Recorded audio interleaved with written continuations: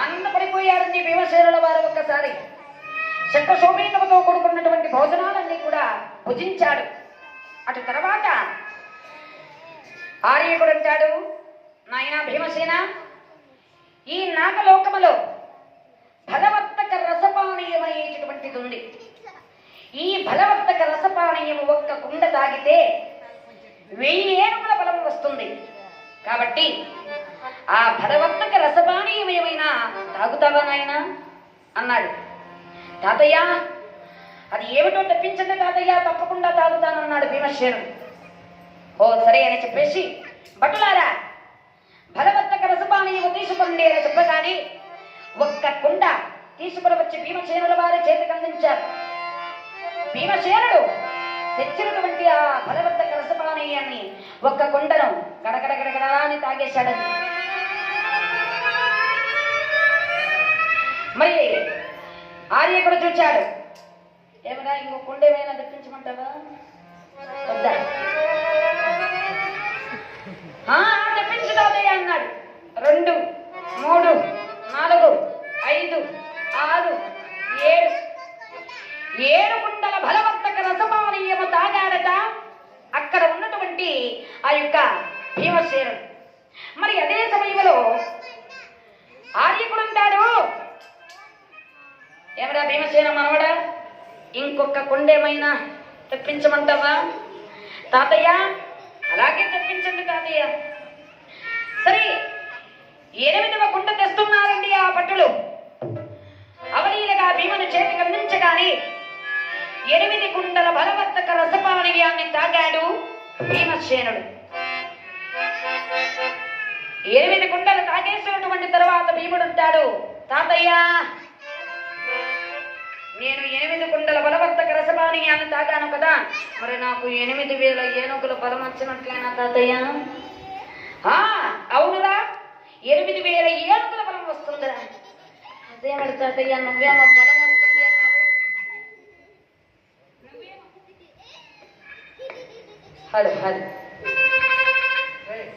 నువ్వు 8000 ఏనుగుల బలం వస్తుంది అన్నావు, నాకేమో నిద్ర వస్తుంది తాతయ్య.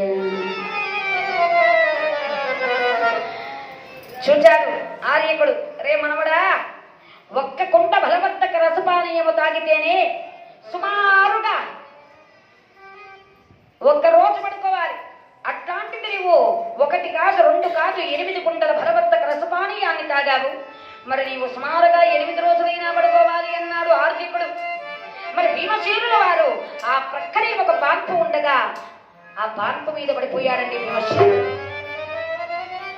జయ క్రూర వ్రత గోవ్యాద.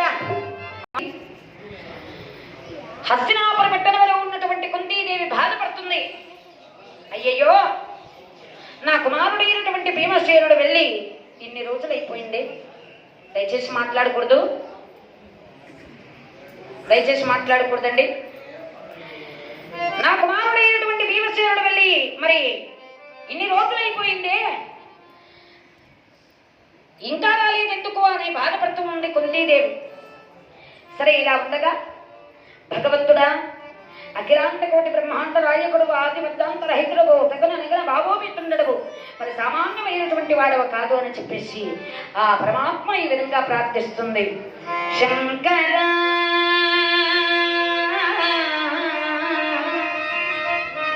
నాగ శరీరాపద వేద విహార జీవేశ్వర